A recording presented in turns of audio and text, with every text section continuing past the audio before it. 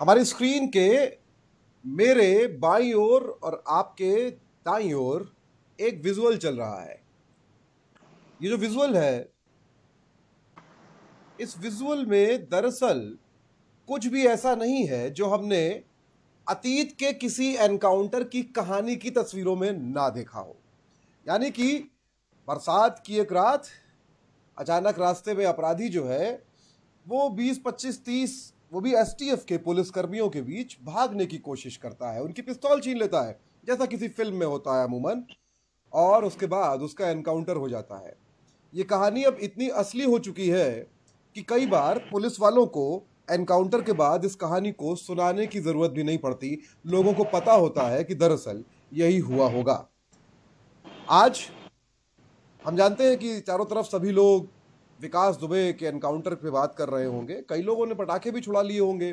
कई लोग इस बात पे संतुष्ट होंगे कि जातीय राजनीति करने वाला एक व्यक्ति मारा गया। कई लोग इस बात पे संतुष्ट होंगे कि एक अपराधी मारा गया। कई लोग राहत में होंगे कि बहुत सारी बातें वो जिंदा रहता तो सामने आ जाती जो नहीं आ पाएंगी।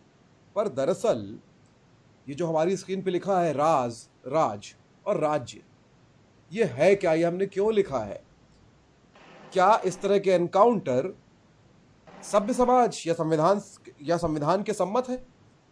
क्या इस तरह से अपराधियों को मारते रहना किसके फायदे में है? राजनीति के, समाज के, या किसके? और एक समाज के तौर पे हम कैसे होते जा रहे हैं? हमारे साथ हमारे founding editor doctor Pankaj Shrivastava हैं और सौम्या है हमारे साथ, हमारी मीडिया विजिल की असिस्टेंट एडिटर। सबसे पहले पंकज जी आपके पास जाना चाहूंगा। पहली प्रतिक्रिया क्या है जब आपको ये खबर सुबह मिली? देखिए, जो पहली प्रतिक्रिया थी वो तो यही थी कि अब मतलब उत्तर प्रदेश सरकार को शायद कानून का जरा सा भी लिहाज नहीं रह गया, क्योंकि 2 दिन पहले एकदम ऐसे ही फरीदाबाद से विकास दुबे के एक सहयोगी प्रभात मिश्र, जिसे कहा जाता था, वो लाया गया और उसने भी रास्ते में हथियार छीनकर भागने की कोशिश की और उसे मार दिया गया। लेकिन कल जिस तरह से उज्जैन में एक हाई वोल्टेज ड्रामा हुआ, जिस तरह से विकास दुबे ने सरेंडर किया और ये माना गया कि एक कहीं ना कहीं भारतीय जनता पार्टी के अंदर की एक लॉबी है जो मध्य प्रदेश में उसे बचाना चाहती थी और वो कामयाब हो गई। लेकिन ऐसा लगता है कि पूरी दुनिया ने जिस दृश्य को देखा, यहां तक कि अदालत ने ट्रांजिट रिमांड भी दिया, उसके बावजूद फिर उसी कानपुर में जहां उसका सिक्का चलता था, वहीं पर उसकी गाड़ी पलटती है, वो भागने की कोशिश करता है और वो मार दिया जाता है। अब ये जो पूरा किस्सा है, इसको पुलिस दोहराएगी, सरकार दोहराएगी, अदालत में भी दोहराया जाएगा, तमाम दस्तावेजों में इसका जिक्र होगा, यही लिखा जाएगा। जज साहब भी इसको सुनेंगे और सब ये जानेंगे कि ये सरासर झूठ है, इसमें कुछ भी सच नहीं है, ये सब लोग जानेंगे और ये मान लिया जाएगा कि एक अपराधी मार दिया गया। जनता भी जानती है झूठ है, ये सरासर हिरासत में की गई एक हत्या है। देखिए, विकास दुबे अपराधी था, दुर्दांत अपराधी था, इसमें कोई शक नहीं। जो कहानी हमारे सामने आई है कि उसने अपने साथियों के साथ 8 पुलिस वालों को मारा, ये जाहिर है सत्ता को एक बड़ी चुनौती। लेकिन सत्ता के लिए या किसी सरकार के लिए संविधान सम्मत होना शायद सबसे जरूरी है, तभी उसमें और अपराधियों में फर्क होता है। अपराधी को संविधान की शपथ नहीं लेनी पड़ती, सरकार को लेनी पड़ती है। और हमारे यहाँ जुडिशियल सिस्टम है जिसमें अपराधी को पकड़कर अदालत के सामने पेश किया जाता है, सारे गवाहियां होती हैं, तमाम सबूत होते हैं, जिसके बिना पर उसके अपराध की जो गंभीरता है उसके हिसाब से उसको सजा दी जाती है। लेकिन यहाँ हमने देखा कि सीधे पुलिस ने एक तरह से, जैसे एक बहुत ही हम फ्यूडल जमाने में चले गए हैं जहां पर तुमने मुझे मारा और हम तुमको मारे। तो एक तरफ वर्दी पहने हुए लोग हैं और एक तरफ बगैर वर्दी पहने हुए लोग हैं, लेकिन दोनों की मानसिकता हमें एक नजर आती है। हमें याद रखना चाहिए, जस्टिस आनंद नारायण मुल्ला जी। उन्होंने एक बार कहा था कि पुलिस वर्दीधारी गुंडों का गिरोह है, लेकिन जी। अब इसमें एक चीज जोड़नी पड़ेगी कि इस गिरोह की सरगना आमतौर पर सरकार होती है। क्योंकि हमें याद रखना चाहिए कि विकास दुबे एक बहुत छोटा सा अपराधी था जो बढ़ते बढ़ते यहां तक आया। उसकी वजह यह थी कि पुलिस और सत्ता का उसे संरक्षण हासिल था। पुलिस वालों ने ही 2001 में जब उसने संतोष शुक्ला की हत्या की थी, जिन्हें राज्य मंत्री का दर्जा प्राप्त था, 25 पुलिस वाले गवाह थे, 5 दारोगा और 20 सिपाही, किसी ने गवाही नहीं दी। उसके बाद लगातार वो सत्ता के तमाम माननीयों के करीब रहा, सारी कहानी है। आज हम अब नहीं जान सकते कि विकास दुबे की हत्या के बाद वो तंत्र कानपुर और उसके इर्द गिर्द कैसा चलता था, जो कि सरकारी धन की लूट का एक बड़ा तंत्र था, जिसमें पुलिस शामिल थी, जिसमें नेता शामिल थे, जिसमें गुंडे शामिल थे।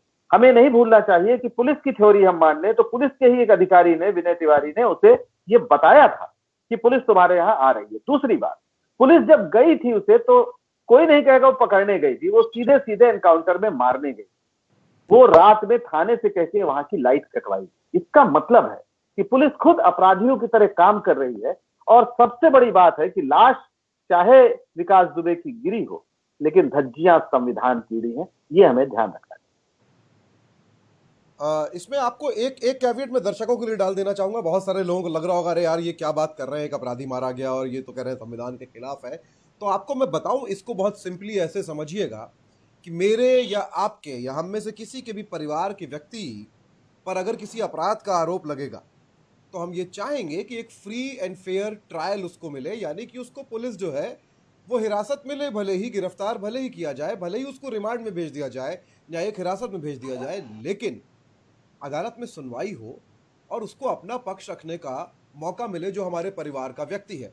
और भारत का संविधान अपने हर एक नागरिक को यह अधिकार देता है एक ट्रायल का, अपना पक्ष रखने का। वो अधिकार सबको होना चाहिए। विकास दुबे अगर अपराधी था तो वो पैदाइशी अपराधी नहीं था। हम सब जानते हैं कि कैसे, और ये बहुत इंपॉर्टेंट सवाल है कि आज जो पुलिस एनकाउंटर कर रही है और जिसपे हम सब खुशियां मना रहे हैं, यही वो पुलिस थी जिसने विकास दुबे को अपराधी इतना बड़ा बनने दिया। यही वो पुलिस थी जिसने, जब उसने थाने में घुस के एक राज्य मंत्री की हत्या कर दी तो किसी पुलिस वाले ने जाके गवाही नहीं दी उसके खिलाफ। सौम्या, पंकज जी ने आनंद नारायण मुल्ला की टिप्पणी का जिक्र किया है। कुछ डेटा है आपके पास इसको लेके, पुलिस वालों की ट्रेनिंग या तमाम चीजों को लेके?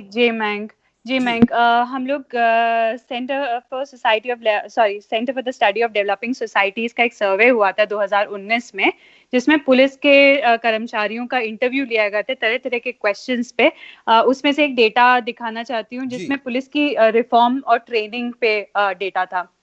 तो जैसे हम लोग अभी कह रहे थे, हाँ, तो मैं इसको एक गंगा जल का एक डायलॉग है, मुझे वो ज्यादा पिक्चर पसंद नहीं है, पर वो dialogue actually sort of reflect करता है कि अभी जो हो रहा है। उसका डायलॉग है कि पुलिस को, समाज को पुलिस वैसी ही मिलती है जैसा समाज खुद होता है। तो पुलिस हमसे अलग नहीं है। हम हर बार इस चीज को इस तरह से इमेजिन करते हैं कि पुलिस आर्मी हमसे कहीं अबव या ये हमारे समाज का ही एक्सटेंशन है। तो इसमें जो लोग हैं, जिस तरह से वो अतिरेक बल का प्रयोग करते हैं या एक्सेसिव फोर्स या पुलिस ब्रुटैलिटी होती है, वो सब हमारे समाज का रिफ्लेक्शन है कहीं ना कहीं। तो इस डेटा के बारे में मैं स्पेसिफिकली बता देती हूँ कि जो पुलिस ट्रेनिंग होती है, पुलिस की ट्रेनिंग में ह्यूमन राइट्स, कास्ट सेंसिटाइजेशन और क्राउड कंट्रोल की जो ट्रेनिंग होती है उसके ऊपर ये डेटा है। तो इस डेटा के हिसाब से अगर आप देखेंगे तो पहला जो ब्लॉक है ह्यूमन राइट्स का, उसके हिसाब से सिर्फ 25% पुलिस पर्सनल कहते हैं कि उनको पिछले 2 से 3 सालों में ह्यूमन राइट्स पे ट्रेनिंग मिली है। और 41% लोग कहते हैं, 41% लोग कहते हैं कि उनको जब वो शुरू हुआ था, जब उनकी सर्विस शुरू हुई थी तब ट्रेनिंग मिली थी, और उनकी सर्विस कभी भी शुरू हो सकती है, आज से 10 साल पहले, 15 साल पहले, 20 साल पहले। तो आप समझिए कि कितनी लैकिंग है ह्यूमन राइट्स के बारे में। एक तरह की ट्रेनिंग, एक तरह का सेंसिटाइजेशन, एक तरह की अवेयरनेस उसके बारे में पुलिस के पर्सनल जो नए नए ज्वाइन हुए उनको फिर भी याद रहता होगा, जो 10 साल पुराने उनमें कोई अवेयरनेस ही नहीं रहती होगी। और पहली बात, ह्यूमन राइट्स कोई कांस्टेंट चीज नहीं है, ऐसा नहीं है। वक्त के साथ ह्यूमन राइट्स में भी डेवलपमेंट आते हैं, समाज की बहुत अंडरस्टैंडिंग बढ़ती है। आज से शायद 10 साल पहले LGBTQ कम्युनिटी के बारे में इतना सेंसिटाइजेशन नहीं था, पर अब वो सेंसिटाइजेशन आ गया है। तो क्या 2-3 साल, क्या सिर्फ 25% लोगों को जिनको 2-3 साल की ट्रेनिंग याद है वो इनफ है? मुझे नहीं लगता। दूसरी बात, कास्ट सेंसिटाइजेशन पे आप देखेंगे, कास्ट सेंसिटाइजेशन पे भी लगभग सिर्फ 25% लोगों को ऐसा है कि पिछले 2-3 साल में ट्रेनिंग मिली है। तो मुझे लगता है कि इस डेटा को एक्सट्रापोलेट करेंगे तो ये भी कह सकते हैं कि 25% पुलिस पर्सनल ये वो हैं जो रिसेंटली ज्वाइन भी कर रहे हैं। शायद इसका ये तात्पर्य भी हो सकता है। और लगभग 45% ऐसे 10% या 11% लोग भी है जो कहते हैं उनको कभी ट्रेनिंग ही नहीं मिली caste sensitisation and human rights पे। ये कितनी बड़ी बात है हमारे जैसे देश के लिए, जहाँ पे कास्ट रिलेटेड वायलेंस या फिर जेंडर रिलेटेड वायलेंस या किसी भी तरह का वायलेंस समाज में एग्जिस्ट करता है। गंगा जल का जो डायलॉग है, जैसा समाज होता है वैसे आपकी पुलिस होती है, वो कितना बड़ा प्रॉब्लम बन सकता है आगे चल के। और क्राउड कंट्रोल, ये तो आपने मैंग राइट्स के टाइम भी देखा होगा, राइट्स के प्रोटेस्ट के टाइम में भी हमने देखा है कि पुलिस किस तरह से प्रोटेस्टर्स पे हमला करती है और उनको ढंग से नहीं ट्रीट करती है। तो अगर आप क्राउड कंट्रोल का भी उनको ट्रेनिंग नहीं मिली है, और इस डेटा के हिसाब से 51% लोग कहते हैं कि उनको ज्वाइनिंग के टाइम पे ही ट्रेनिंग मिली थी, और लगभग 5% लोग कहते हैं कि उनको ट्रेनिंग नहीं मिली, कभी भी ट्रेनिंग नहीं मिली। तो आप सोचिए कि ऐसे समाज जहाँ पे प्रोटेस्ट आए दिन होते रहते हैं, सरकार पे सवाल उठाने का प्रोटेस्ट एक तरीका है, वहां पे क्राउड कंट्रोल की ट्रेनिंग आपकी लॉ एंड ऑर्डर के पास नहीं है, तो ये कितनी बड़ी प्रॉब्लमैटिक बात है। जी जी मैं एक डेटा जरूर दिखाना चाहती हूँ। एक डेटा है पुलिस ब्रुटैलिटी का डेटा, मैं वो एक बार दिखाना चाहती हूँ। तो नहीं, 3 आउट ऑफ 4 पर्सनल। जी हाँ जी। तो मैं ये बहुत इंपॉर्टेंट डेटा है ये। आप सोचिए कि 75% पुलिस पर्सनल या 4 में से हर 3 पुलिस पर्सनल मानता है कि जो क्रिमिनल्स हैं उनके ऊपर पुलिस ब्रुटैलिटी यूज करना, मतलब अतिरेक बल का प्रयोग करना जस्टिफाइड है। उनको लगता है ये सही है, इसमें कोई दिक्कत नहीं है। ये कितनी प्रॉब्लम की बात है कि या उनको ना तो ह्यूमन राइट्स की ट्रेनिंग मिली है, ना कास्ट सेंसिटाइजेशन की ट्रेनिंग, उसके ऊपर वो ये भी मानते हैं कि हम अतिरेक बल का प्रयोग करें। ये भी कितनी प्रॉब्लम की बात है। विकास दुबे की जो सिचुएशन थी वो तो उन्होंने डायरेक्ट एनकाउंटर को वो माना। तो आप इसको देखिए, 1980 से जो प्रथा चल के आ रही है जिसमें एनकाउंटर स्पेशलिस्ट हमारी हिंदी सिनेमा का, हमारी पॉपुलर इमेजिनेशन का भी एक बहुत बड़ा पार्ट बने। शायद मुझे याद है सिमी के 8 लोगों को मारा गया था मध्य प्रदेश में, और हाशिमपुरा में भी शायद, और हाशिमपुरा में भी मुझे शायद याद है 42 लोगों को पुलिस ने मारा था, मुस्लिम लोगों को, जहां तक ऐसा कुछ इंसिडेंट हुआ था। तो जी, तो ये एक वो बन गया, प्रचलन बन गया, ये हम लोग सेलिब्रेट करने लगे। आप देखेंगे सिंघम जैसी जो मूवीज है, या उससे पहले भी कई मूवी है जिसमें पुलिस वालों को एनकाउंटर स्पेशलिस्ट की तरह कॉन्ग्रेचुलेट किया गया, उनके लिए तालियां बजाई जाती थी, सीटियां बजाई जाती थी। तो ये सारी चीजें हमारे समाज को दर्शाती है कि हम समाज में किस तरह के पुलिस बल की मानसिकता को या अपनी मानसिकता को एनकरेज कर रहे हैं। तो मैं इस सवाल पे मैं यहीं से पंकज जी के पास जाना चाहता हूँ। पंकज जी, बहुत ज़रूरी एक मुद्दा सौम्या ने उठा दिया है कि एक समाज के तौर पे हम एनकरेज करते हैं। हाल ही में बहुत वक्त नहीं बीता है जब हैदराबाद में रेप के 3 आरोपियों का जो है एनकाउंटर कर दिया गया था और उस पर खुशियां मनाई गई थी। जबकि इसके बाद दिलचस्प बात क्या है कि आज तक हमको ये नहीं पता चला है कि उस केस में आगे कोई जांच हुई कि नहीं हुई। वो जो लोग मारे गए थे वो आरोपी भी दरअसल थे कि नहीं थे, दोषी होना तो बात की बात है। कैसे देखते हैं इसको समाज के तौर पे, जो सौम्या ने एक बात बोली है? देखिए समस्या यही है, किसी भी सरकार या लोकतंत्र की सबसे बड़ी जिम्मेदारी यह है कि वो अपनी जनता को, व्यापक जनता को, उसका लोकतांत्रिकरण करे, उसको बताए कि सभ्यता की आज की कसौटियां क्या है, दिक्कत क्या है। अभी जो सौम्या कह रही थी मुझे याद आ रहा था, 1857 के बाद दरअसल इस देश में पुलिस एक्ट बना, मेरा ख्याल है वो 1861 में बना। एक कॉलोनियल पुलिस जो है, यानी औपनिवेशिक पुलिस जो है, देखिए भारत में जैसी पुलिस अंग्रेजों ने बनाई वैसे इंग्लैंड में नहीं बनाई। इंग्लैंड की पुलिस का आलम यह है कि अगर रास्ते में किसी बच्चे की साइकिल खराब हो जाए तो कहते हैं, मतलब सौम्या वहां रही है, ज्यादा जानेंगी, कि पुलिस वाले से ये उम्मीद की जाती है कि उस बच्चे की साइकिल वो उसके घर पहुंचाएगा और कहेगा तुम जाओ, मतलब बहुत ही मानवीय। तो जो भी लोकतांत्रिक सभ्य देश हैं उन्होंने पुलिस को जनता का सेवक, कानून के हिसाब से समाज चले उसकी संरक्षा की जिम्मेदारी दी है। भारत में क्या है, पुलिस का मिजाज औपनिवेशिक मिजाज, यानी ये पुलिस जो बनी थी वो बनी थी अंग्रेजों की सेवा के लिए, जिसका काम था इस देश की जनता पर शक्ति के बल पर, ताकत के बल पर शासन करना। समस्या यह है कि सरकार तो बदल गई, यानी अंग्रेज चले गए, सत्ता बदल गई, लेकिन पुलिस का जो मिजाज है, जो इंडियन पुलिस का सिस्टम है, जो थाने के अंदर की पूरी प्रक्रियाएं हैं, चाहे वो मुकदमा दर्ज करने से लेकर और लोगों के साथ व्यवहार करने से लेकर, वो वैसे ही है। क्योंकि उस समय का जो पुलिस सिस्टम था, अंग्रेजों ने भारत की सामाजिक व्यवस्था पर बहुत चोट नहीं की थी, कोशिश की थी कि जो ऊंच नीच है वो सब वैसे ही बनी रहे। तो आप देखते हैं कि आमतौर पर जब दलित जाते हैं या कमजोर तबके के लोग थाने जाते हैं तो डरे सकुचाए एक कोने में खड़े रहते हैं, उन्हें बैठने के लिए कुर्सी भी नहीं दी जाती है। कहने का मतलब ये है कि ये जो पूरा तंत्र है पुलिस का, वो उसके अंदर जिस सेंसिटाइजेशन की बात कर रही है सौम्या, उसका कहीं दूर दूर तक अभी अता पता है नहीं।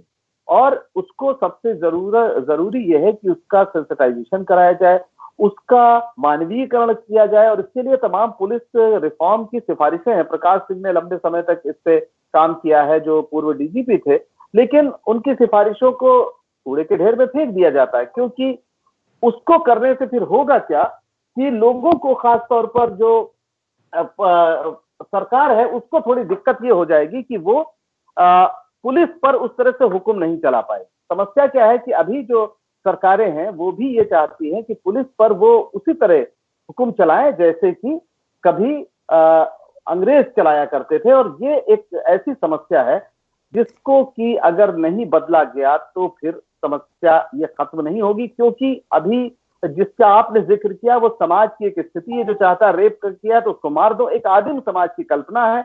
उस आदिम समाज में तुरंत टिट फॉर टैट, यानी जंगल में जिसके पास शक्ति है वही राज करेगा। लोकतंत्र में ऐसा नहीं होता, पर दिक्कत यह है कि हमारी मानसिकता भी वही जंगल राज वाली बनी। मैं थोड़ा सा जी जी जी आप जो है आपका एक मिनट माफ करिएगा, थोड़ा सा मैं सौम्या जी कोई और डेटा है इस पे जिस पे हम बात करने जा रहे हैं आगे?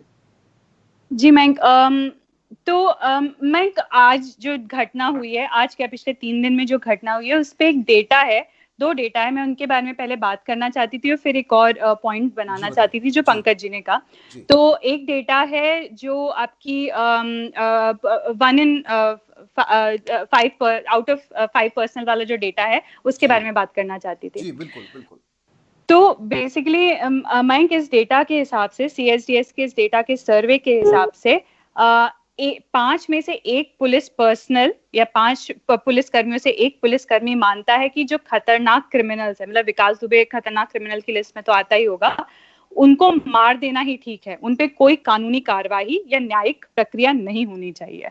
उनको लगता है कि उनको मार देना ही ठीक है। आप एक इमेजिन कीजिए, हम जिनको लॉ एंड ऑर्डर का प्रतिनिधि मानते हैं, जो हमारे समाज को एक लॉ एंड ऑर्डर मेंटेन करने के लिए मानते हैं, उनके हिसाब से डेंजरस क्रिमिनल्स को कोई उनका हक नहीं है, उनके कोई मानव अधिकार नहीं है, उनको डायरेक्ट मार देना चाहिए।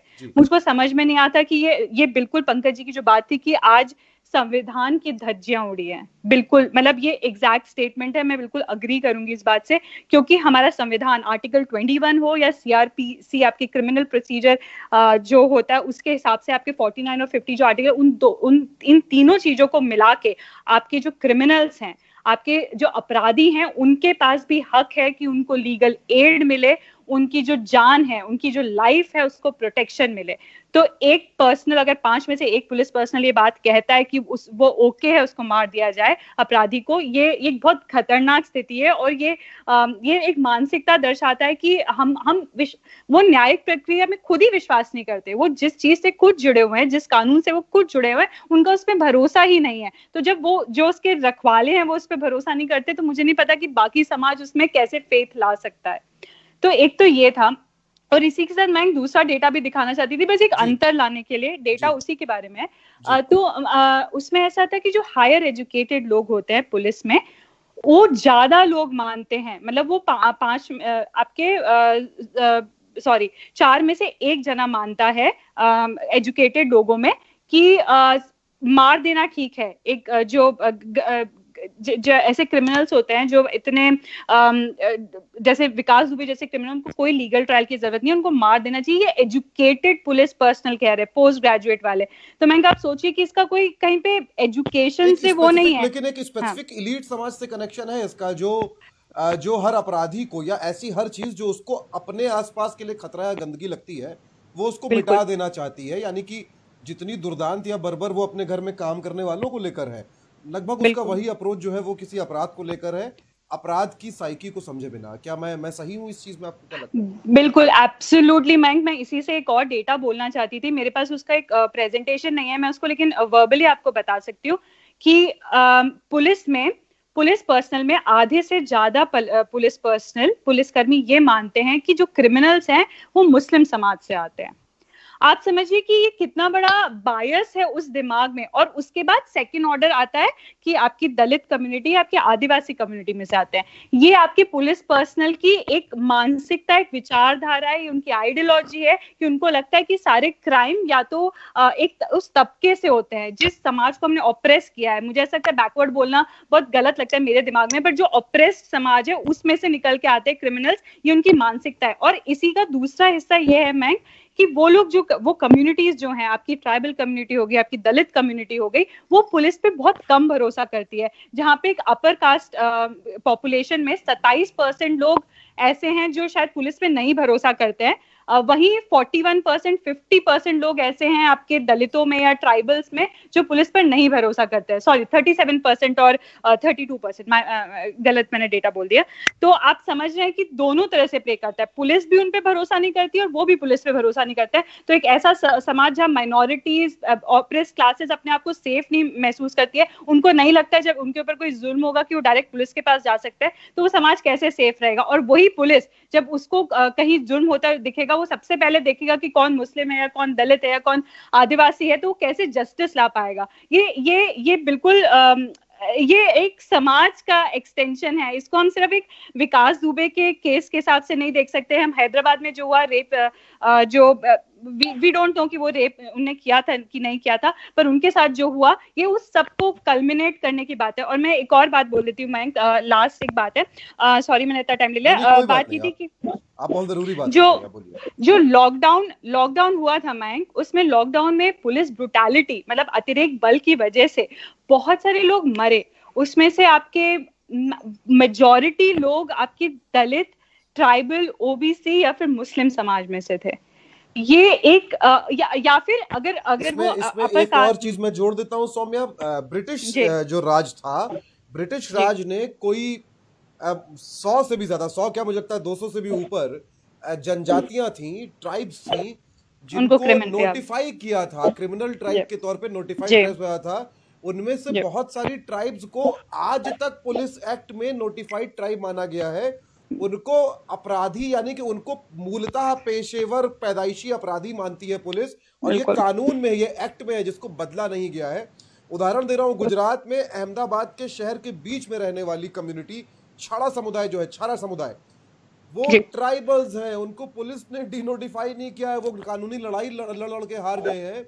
उस समुदाय से थिएटर आर्टिस्ट निकल रहे हैं, एक्टिविस्ट निकल रहे हैं, फिल्म डायरेक्टर निकल रहे हैं, लेकिन पुलिस उनको कानूनी तौर पे क्रिमिनल मानती है। पंकज जी, मैं सौम्या की बात से अब आपकी तरफ आ रहा हूं। सौम्या ने एक बात जोड़ी कि ये समाज का रिफ्लेक्शन है। जाहिर सी बात है, पुलिसकर्मी मंगल ग्रह से नहीं आ रहे हैं, जैसे पत्रकार मंगल ग्रह से नहीं आ रहे हैं। ये जो, चाहे वो इस्लामोफोबिया हो, चाहे वो ऑपरेशन हो, कहीं ना कहीं चूंकि समाज ऐसा है और उन घरों में वही हम लोग पल बढ़ रहे हैं, तो यही कंडीशनिंग जब हमारे पास वर्दी आ जाती है, तो एक वो जो ऑथोराइज्ड और अनइमेजिनेबल पावर का जो एहसास है, ये ब्रूटैलिटी में कन्वर्ट हो जाती है, फिजिकल ब्रूटैलिटी में। देखिए, आप जो कह रहे हैं वो, पहले तो ये मैं कहूंगा कि जो ट्राइब्स है, जो मैंने पहली बात कही थी कि कैसे पुलिस हमारी कॉलोनियल माइंडसेट से है, और उनके लिए वो आसान था कि उन्होंने मान लिया कि अगर चोरी होगी तो फिर ये कुछ जातियां हैं जो चोरी करती हैं, तो उनको पकड़ के मारा जाए। और वो वही अंधेर नगरी थी कि 100 लोगों को पकड़ लो, सबको मारो, उसमें कोई तो एक चोर होगा तो उसको भी पिटाई हो जाए। दरअसल वो जो पूरा औपनिवेशिक मानसिकता है, समस्या यह है कि हमारे देश में जो सरकारें रही हैं, उन्होंने इस बात को नीचे तक ले जाने की कोशिश नहीं की, जबकि हमारे संविधान में बहुत कुछ ऐसा दर्ज है जो शायद बहुत आसान नहीं था। दुनिया के तमाम देशों ने उन धाराओं या उन उपबंधों, उन कानूनों को पाने के लिए लंबा संघर्ष किया है। लेकिन हमारे यहाँ अच्छी बात यह थी कि जो हमारे यहाँ 100 साल का लगभग जो एक फ्रीडम स्ट्रगल चला डेमोक्रेसी के लिए, एक नए दौर के लिए, उसमें हम ये देखते हैं कि हमारा जो उस समय का नेतृत्व था, उसने एक शानदार संविधान की कल्पना की, ऐसी बराबरी की बातें की, सबकी मानवीय गरिमा की बातें की, जिनको पाने के लिए जैसा मैंने पहले कहा तमाम देशों में लंबे संघर्ष हुए, यहाँ तक कि मेन विमेन की बराबरी की जो बात है, आप अमेरिका और इंग्लैंड में सबको एक समय एक समय जाकर एक ही साथ वोटिंग राइट नहीं मिले थे, जबकि भारत में मिले। ब्लैक्स को वोटिंग राइट देने के लिए कितना संघर्ष हुआ, राष्ट्रपति की हत्या तक अमेरिका में हुई, लेकिन भारत में सबको एक साथ सारे अधिकार मिले। देश में एक बराबरी की कल्पना की गई, एक कानून बनाया गया, सिर्फ कल्पना नहीं की गई। भारतीय संविधान पहला इस देश का ऐसा संविधान है जिसने की न सिर्फ बराबरी बल्कि मानवीय गरिमा को एक विधि संहिता के रूप में दर्ज किया। इसके पहले कोई किताब किसी भी धर्म की भारत में नहीं थी, शायद दुनिया में रही हो, हम नहीं कह सकते, यहाँ नहीं थी। हालांकि विधि संहिताएं कभी भी बराबरी की बात नहीं करती है, आधुनिक कॉन्सेप्ट है। बहरहाल दिक्कत क्या हुई कि हमारे जो सरकारें रही उन्होंने ह्यूमन राइट के चार्टर पर तो हस्ताक्षर किए यूनाइटेड नेशन के, और दुनिया के तमाम इस तरह संयुक्त राष्ट्र की जो घोषणाएं है उसके साथ खुद को नत्थी किया। भारत के संविधान में सब कुछ दर्ज है, लेकिन उस किताब को बंद करके सिर्फ संविधान की शपथ लेने के काम में वो संविधान आता है जब किसी को सत्ता संभालनी होती है। उस किताब को अगर पलटते योगी आदित्यनाथ तो उन्हें पता चलता है कि वो दरअसल कर क्या रहे हैं। ये विकास दुबे की लाश नहीं गिरी है, ये संविधान के चीथड़े उड़ाए गए। और अभी तीन दिन के अंदर जिस तरह से अचानक कल ये हुआ कि लॉकडाउन अचानक घोषित किया गया 3 दिन का, उसका और कोई मकसद नहीं था। क्योंकि समस्या क्या है कि उत्तर प्रदेश में जब कानून का राज नहीं है तो फिर मनुष्य का एक नागरिक बोध जो होता है कि हम एक आधुनिक भारत के नागरिक हैं, इसकी जगह वो एक फ्यूडल जो उसकी आइडेंटिटी है, जो कास्ट है, कम्युनिटी है, उसके तहत वो संगठित हो जाता है। और ये बड़े अफसोसनाक बात है कि पिछले कुछ दिनों से हम देख रहे थे कि सोशल मीडिया पे ब्राह्मण शेर विकास दुबे ऐसी बातें कही जा रही। ये मतलब माना गया कि उसने मारकर एक शेर का मतलब एक उसने दिखाया कि उसका भी सीना 56 इंच का है। यानी शक्ति ही इस देश में सब कुछ निर्धारित कर रही है, और जब शक्ति निर्धारित करती है तो फिर संविधान का कोई मतलब नहीं रहता, लोकतंत्र का कोई मतलब नहीं रहता। समस्या हमारी सबसे बड़ी यह है कि योगी आदित्यनाथ ये नहीं चाहते हैं कि उनकी पुलिस इतनी एफिशिएंट हो, उनका जुडिशियल सिस्टम इतना एफिशिएंट हो कि विकास दुबे जैसे लोगों को तुरंत सजा मिले, और आज नहीं, जब उन्होंने पहली घटना की थी उसी समय मिले। वो चाहते हैं कि वो हत्या करते रहें और वो फिर बहादुरी दिखा के अपनी पुलिस से उनको मरवाते रहें। फिर कोई नया विकास दुबे पैदा होगा, कुछ दिन उसको छूट दी जाएगी, उसके साथ राजनीतिक सत्ताएं अपना खेल खेलेंगी, पुलिस वाले उससे मिले रहेंगे, और फिर किसी नेता की आंख में वो अटक जाएगा और फिर वो मार दिया जाएगा। आपको याद होगा श्री प्रकाश शुक्ला के साथ भी यही हुआ था, उसने खूब अति की, लेकिन जब सीधे मुख्यमंत्री की सुपारी की बात आई तो उसे मार दिया गया। समस्या क्या है कि इस पर लोग गर्व कर रहे हैं, जो ज्यादा बड़ी बात है। पुलिस वाले भी गर्व कर रहे हैं, वो शायद भूल गए हैं कि वर्दी पहने हुए हत्यारे हैं वो, जो शायद उनके बच्चे उनको आने वाले दिनों में इस रूप में देखें। क्योंकि एनकाउंटर, हाँ, क्योंकि ये रुकता नहीं है यहाँ पे। एनकाउंटर होता है, मतलब आप सोचिए भाषा का खेल देखिए, एनकाउंटर का मतलब कोई आकस्मिक मुठभेड़ हो जा रहा, वो एनकाउंटर होते। यहाँ क्या है, उनका एनकाउंटर कर दिया गया, यानी क्रिया में बदल दिया गया, उसे वर्ब बना दिया गया, और एनकाउंटर को गांव तक पहुंच गया, कहते हैं उनका काउंटर कर दिया गया। अब आप सोचिए भाषा और शब्द किस तरह से बदल रहा है। यानी एक जो आकस्मिक रूप में होने वाली घटना होती है कि अचानक मुठभेड़ हो जाए, दोनों तरफ से गोलियां चल जाए, अब वो हमारे लिए एक एक्शन प्लान है गवर्नमेंट का।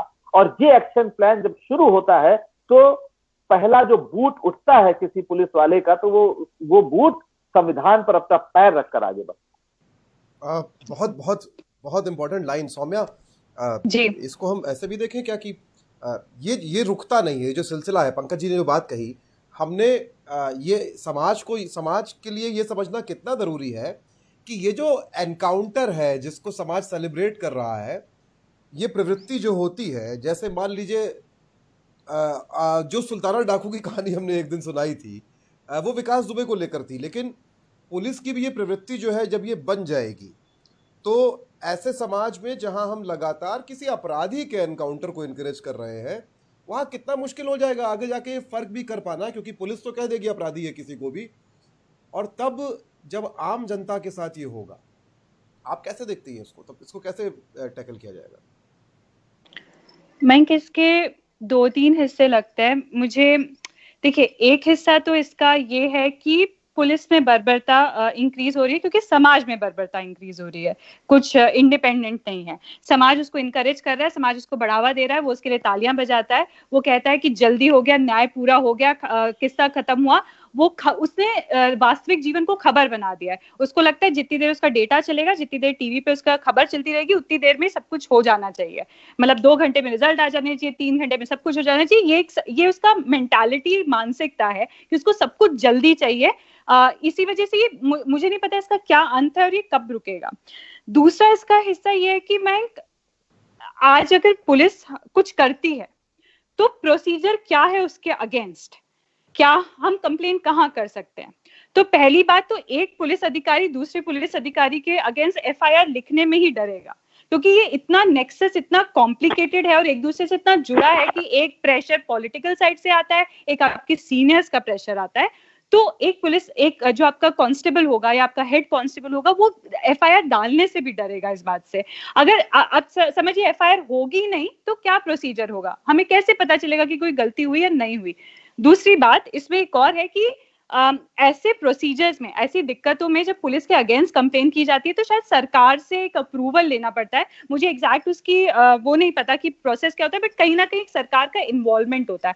तो आप सोचिए कि जो नेक्सस ऊपर से आ रहा है, जहां सरकार का एक बढ़ावा दिया जा रहा है पुलिस की ब्रुटैलिटी को, एक ऐसे समाज को, वहां सरकार से ही अप्रूवल लिया जाएगा कि पुलिस पे चार्ज किया जाए। इसमें कैसे आप जस्टिस की उम्मीद कर सकते हैं।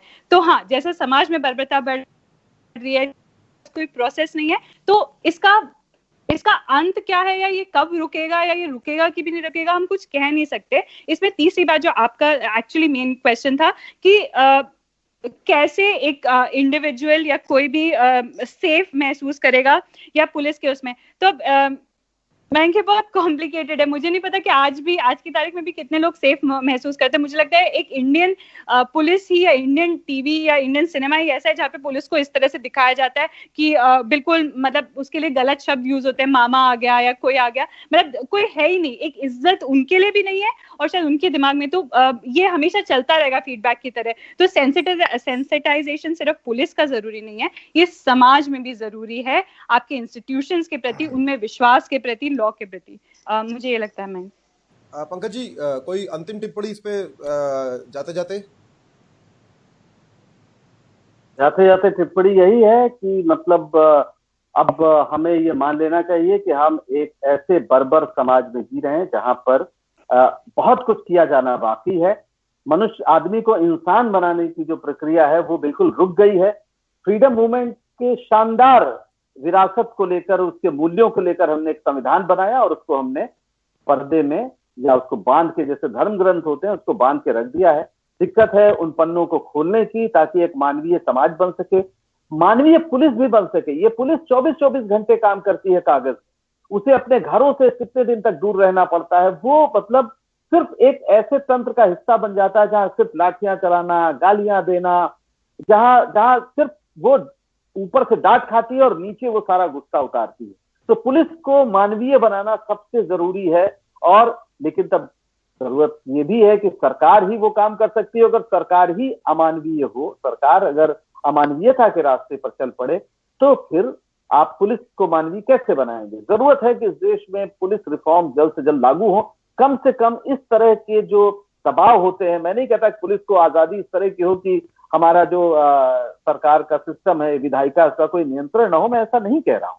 लेकिन मैं ये जरूर कह रहा हूं कि किसी गैर कानूनी काम को इनकार करने का अधिकार और हिम्मत किसी भी वर्दीधारी में होनी चाहिए, क्योंकि उसकी जो वर्दी होती है उस पर एक अशोक चिन्ह होता है और अशोक चिन्ह का एक मतलब होता है। अशोक चिन्ह हर समय भारत के संविधान, उसकी संप्रभुता का प्रतीक है और जो उसका ध्येय वाक्य है वो है सत्यमेव जयते। और सत्य जो है फिलहाल पूरी तरीके से नष्ट हो चुका है और अफसोस कि हमारे समाज का एक बड़ा हिस्सा उस पर तालियां बजा रहा है। उससे भी सोचना होगा कि वो किस बात पर ताली बजा रहा है। वो जो कल तक इस बात पे खुश थे, किसी भी मुसलमान को आतंकवादी कहकर पुलिस मार देती थी और वो कहते थे बिल्कुल ठीक हुआ, उन्हें समझना चाहिए कि पुलिस को यह अधिकार देना कितना घातक हो सकता है।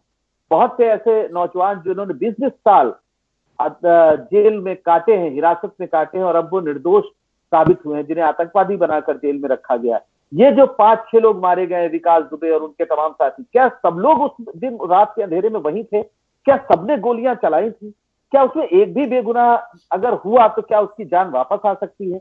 इसलिए कानून की प्रक्रिया बहुत जरूरी है और हमें नागरिक समाज को इस बात पर जोर देकर कहना चाहिए, अगर वो नागरिक बनना चाहता है, अन्यथा वो दूसरों छोटों को मारेगा और बड़ों से मार खाएगा, यही उसकी नियति है। बस एक बात है कि महाकाल के दम पर जो लोग बचना चाहते थे, कह रहे थे कि महाकाल ने बचा लिया, उन्हें भी ये समझना चाहिए कि सत्ता के काल से बड़ा कोई महाकाल नहीं होता है। और महाकाल की अवधारणा इसीलिए बनाई जाती है कि सत्ता पर आप सवाल न करें और कहें कि हमारी परेशानियों का जो कारण है वो सत्ता नहीं है, वो कोई ऊपर वाला है। तो ये भी आपको समझना चाहिए कि सत्ता इस खेल को अच्छी तरह समझती है, इसका इस्तेमाल करती है। आप सत्ता को जवाबदेह बनाइए, संविधान के हिसाब से कानून चले, कानून के हिसाब से सरकार चले, ये सबसे जरूरी है। जो मुख्यमंत्री ठोको और मारो की भाषा बोलता है, वो कम से कम संविधान का सम्मान तो नहीं करता। बस।